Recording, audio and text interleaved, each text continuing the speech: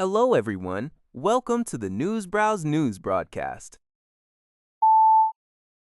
NPR reports that Israel and Iran traded retaliatory missile strikes early Monday, threatening to drag the Middle East back into an all-out regional war.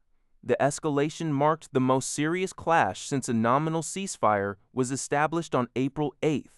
The crossfire began after Israeli forces carried out airstrikes in western and central Iran, hitting a petrochemical plant in Mashhar.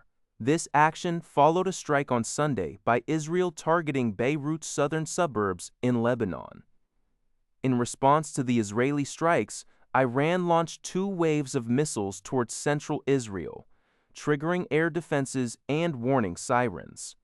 Compounding the regional instability, Houthi rebels in Yemen fired a missile targeting Israel, and Saudi Arabia issued missile alerts near an airbase hosting U.S. troops.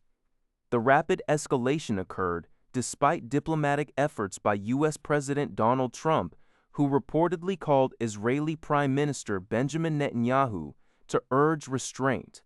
Trump stated that he did not approve of Israel's actions in Lebanon and remarked that he should call the shots regarding the prosecution of the war.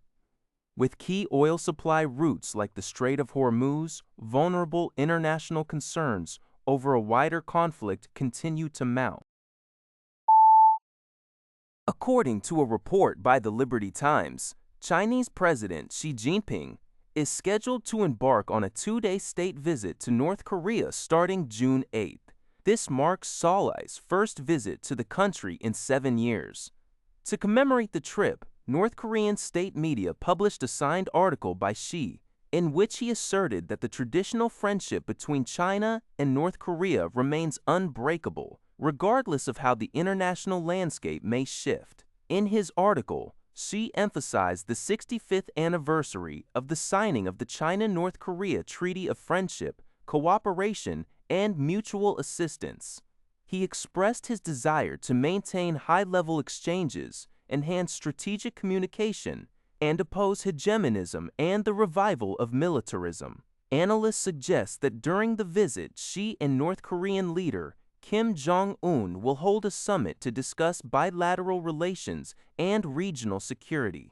Xi may also visit the Friendship Tower and the Kumsusan Palace of the Sun. According to a report by the Liberty Times, a powerful earthquake struck near Sarangani province in the southern Philippine island of Mindanao on June 8th, coinciding with the first day of the school term. The earthquake, which hit during the morning commute, has caused multiple buildings to collapse, leaving at least 4 people dead and over 200 injured.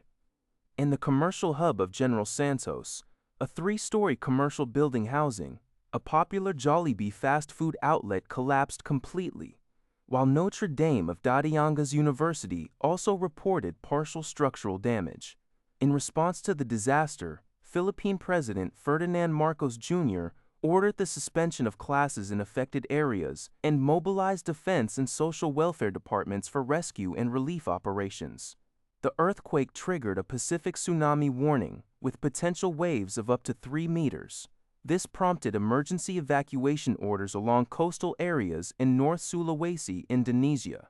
Additionally, the Japan Meteorological Agency issued tsunami evacuation advisories for Okinawa and Kochi prefectures, leading to the emergency evacuation of tens of thousands of residents. Search and rescue operations are ongoing, and officials warn the casualty count may rise. According to NHK, 7 major oil-producing nations from the OPEC Plus alliance, including Saudi Arabia and Russia, announced following an online meeting on June 7 that they will continue to increase crude oil production in July. The group plans to raise daily crude oil output by 188,000 barrels, matching the increase implemented in June. This will mark the 4th consecutive month of production increases for the 7 nations. Industry analysts suggest that the decision to boost production is intended to prepare for the eventual reopening of the Strait of Hormuz, where crude oil shipments have stalled due to an ongoing de facto blockade. Meanwhile, the United Arab Emirates, which announced its withdrawal from OPEC and OPEC Plus in May, did not attend the meeting. In global markets, WTI crude oil futures on the New York Mercantile Exchange remained high over the weekend, trading in the 90 SPOSN to 100 per barrel range. This elevated pricing is attributed to renewed uncertainties surrounding negotiations between the United States and Iran aimed at ending their conflict.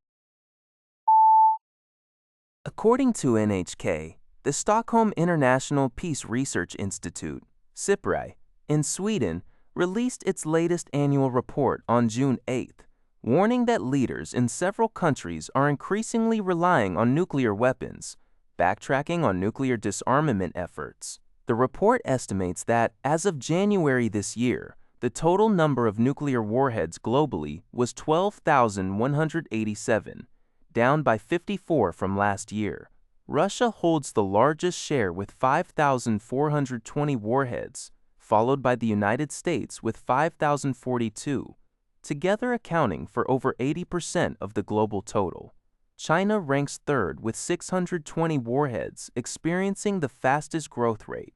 Furthermore, over 30% of global warheads, 4,012, are deployed on operational missiles and weapons, an increase of 100 from last year. With the expiration of the New START treaty between the U.S. and Russia in February, and France's expressed interest in expanding its nuclear deterrent, SIPRI warns that relying heavily on nuclear weapons in security strategies significantly heightens the risk of nuclear conflict.